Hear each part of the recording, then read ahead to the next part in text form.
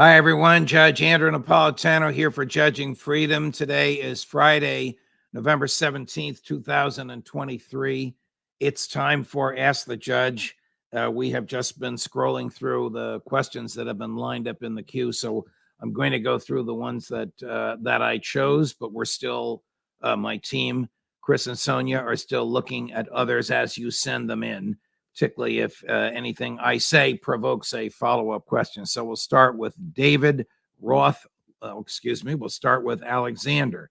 Do you think the justice system is over-sentencing people who committed minor or white-collar crimes? Is it really just? Thank you, Judge. Yes, I believe the justice system is over-sentencing people, not only people who committed white-collar crimes, but people who were involved in the events of January 6th. The vast majority of whom were there to express political opinions and whose behavior was utterly harmless. How do I know their behavior was harmless? Because the vast majority of people there have been sentenced for conspiracy. What's a conspiracy? And a conspiracy is an agreement of two or more people to commit a criminal act where one of the conspirators takes a step in furtherance of the act, but then they don't do it. So many of you know that I'm doing an off-Broadway show called Clarence Darrow Tonight. I'm not doing it tonight. That's the name of the show, Clarence Darrow Tonight. It's in the spring, and it'll be at an off-Broadway theater in New York City. Here's a line from the show. The number figures are a little off because he said this around 1870.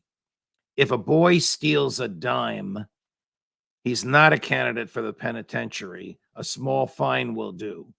But if two boys agree to steal a dime and then don't do it, they are candidates for the penitentiary. And then he asks, what kind of a country does this to its own people? And the answer is ours. Conspiracy is the garden of the prosecutor's favorite because they don't need a victim. They don't even need a crime. They only need the thoughts, the agreements. As for white-collar crime, believe it or not, the Supreme Court has been making it more and more difficult to convict people of white-collar crimes because most of them are not crimes. They're commercial transactions where somebody lost out in the deal. Yes, there are white-collar criminals out there. Yes, there are CEOs who use their power to commit crimes. But you're right, Alexander. Most of this is over-sentencing just to make a point. That's not fair. I like to think I never did it when I was on the bench. David Roth Lindbergh. Beautiful name, David. Do you believe that it is possible to change the U.S. and its military industry? I think you mean military-industrial complex, to get rid of its dependency on perpetual warfare and global terrorism. That is a great question.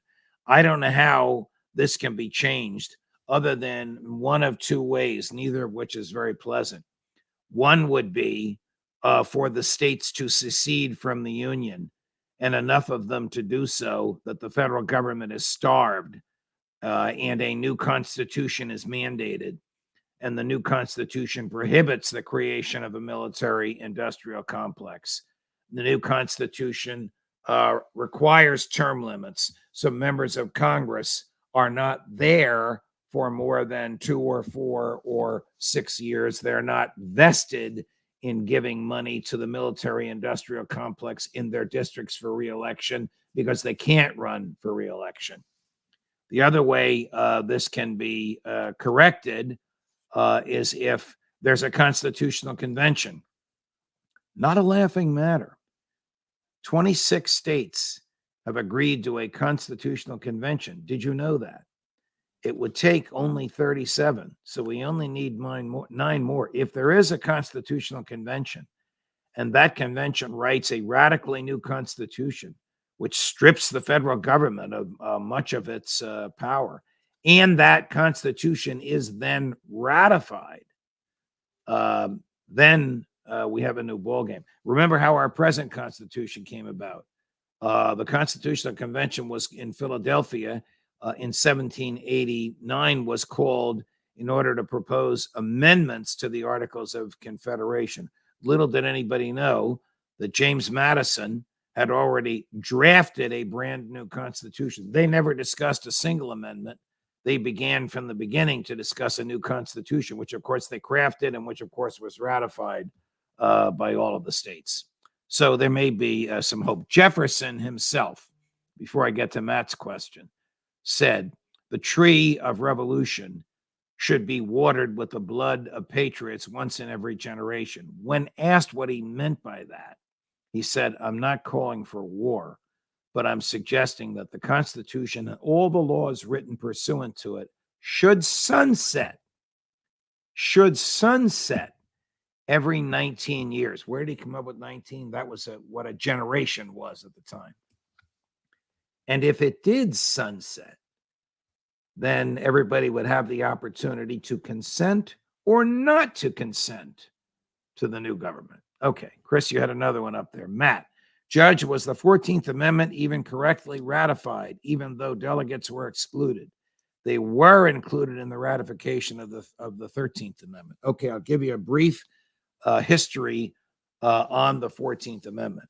First, the southern states had a gun to their heads, literally, in the form of troops in the streets and military dictatorships in the southern states from 1865 to 1876 for 11 years. And they weren't permitted back in the Union until they ratified the 14th Amendment. Do you think they freely ratified it? Of course not. Second, Ohio and New Jersey ratified the 14th Amendment and then rescinded their ratification. But the Congress counted their ratification anyway. So if a legislature freely ratified, can't the legislature freely unratify? The unratifying occurred before the 14th Amendment was declared ratified, before it was actually added to the Constitution. But the radical Republicans, as they called themselves, who were running the government and running the Congress at the time, insisted that New Jersey and Ohio's rescinding of their ratifications didn't count. Look, there are parts of the 14th Amendment that I am glad are there. The 14th Amendment requires the states to recognize the first 8 amendments to the Constitution. And what do those 8 amendments do? They're the natural rights amendments. So when the First Amendment, as an example, says Congress shall make no law abridging the freedom of speech, thanks to the 14th Amendment, today that means no government shall make any law abridging the freedom of speech, federal, state, or local. I don't want any government abridging my freedom of speech, whether it's this little town I live in Northwest New Jersey, whether it's the state of New Jersey, which is run by a bunch of crazy lefties, or whether it's the Congress of the United States. So we should be grateful for the 14th Amendment, not grateful for the way it was ratified, but grateful that it imposed the obligations of the Bill of Rights. Think as you wish, say what you think, publish what you say, assemble, worship, not worship, defend yourself, the Second Amendment, due process, fairness from the government, privacy, the right to travel, all those things that we take for granted today were interfered with by the states until the 14th Amendment came along and imposed the same burdens on the states. Good question. Appreciate it very much. Walk 4444. All right.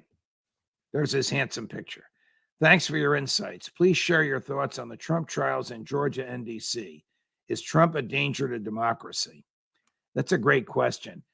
If Trump's threats never to leave, and I say this as is about this, if Trump's threats never to leave the White House were real, that would be a danger to democracy.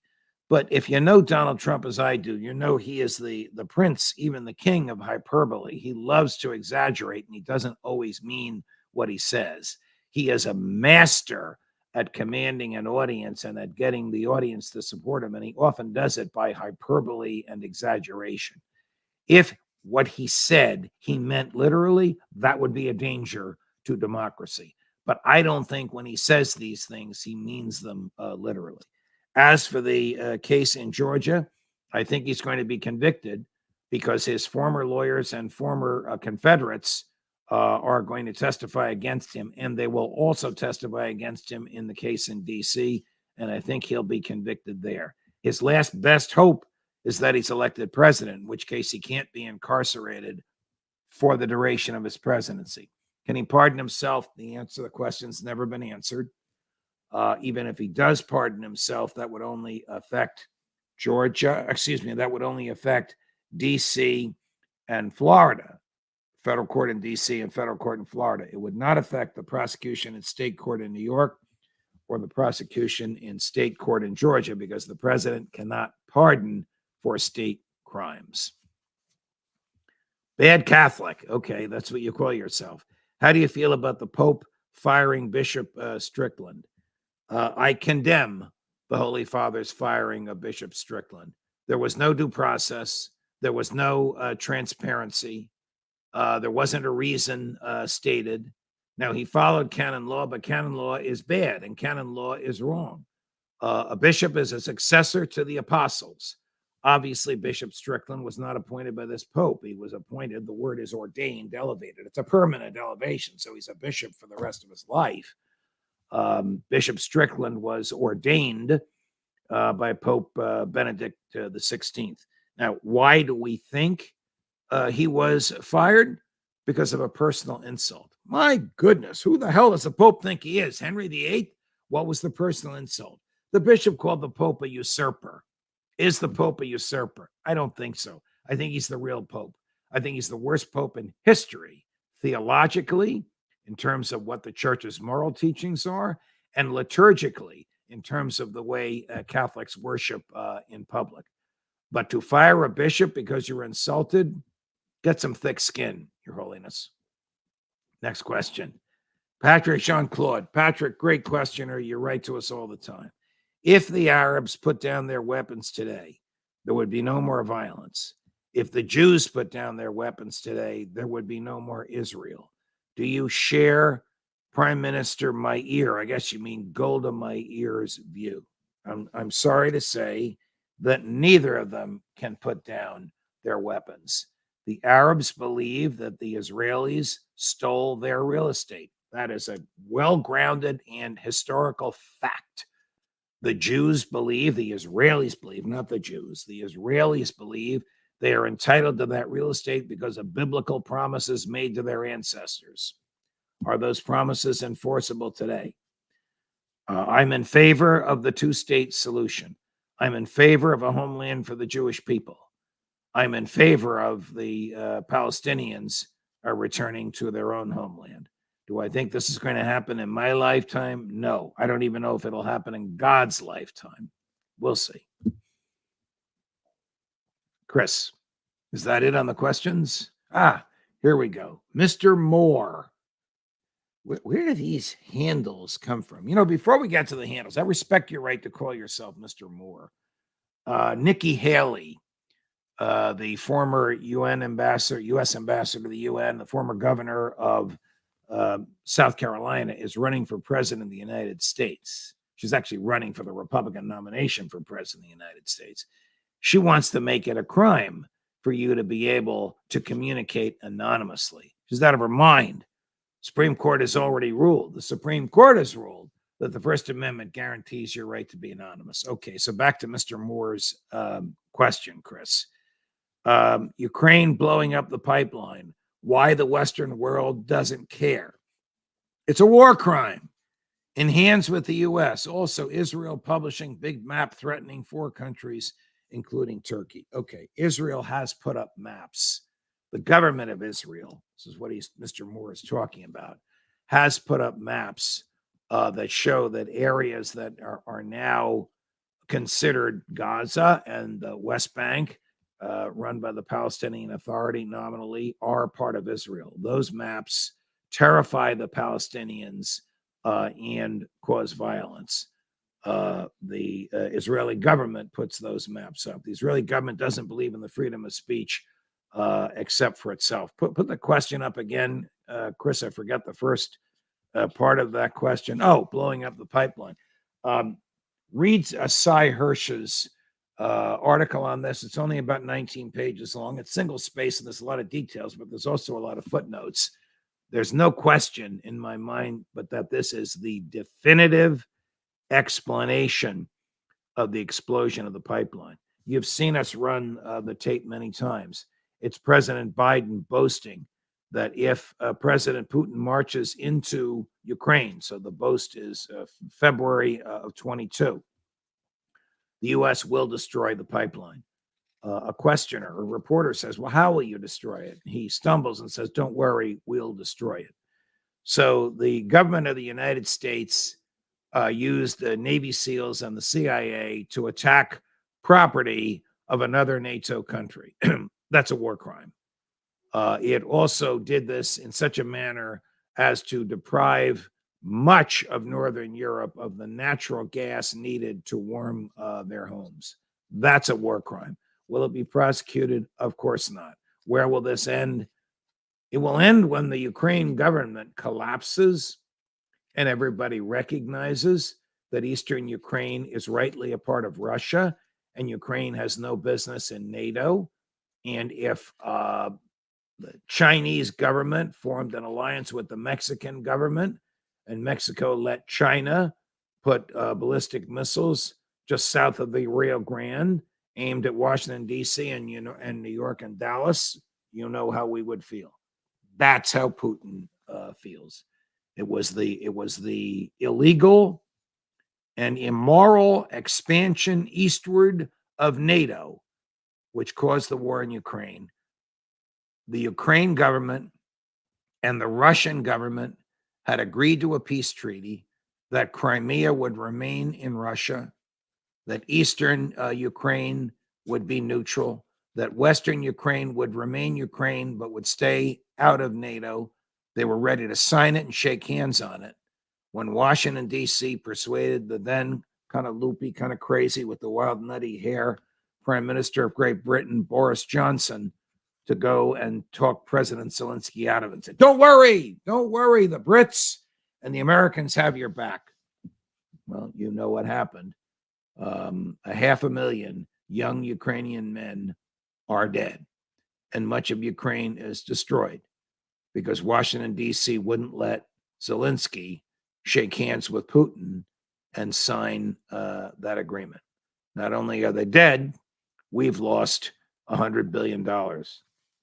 Guess who's going to pay to rebuild Ukraine, particularly if Joe is reelected or a Democrat is elected president and the Democrats control the Congress. Might even happen under Republican. Republicans in the Congress are as steadfastly in favor of this horrible war as the Democrats have been.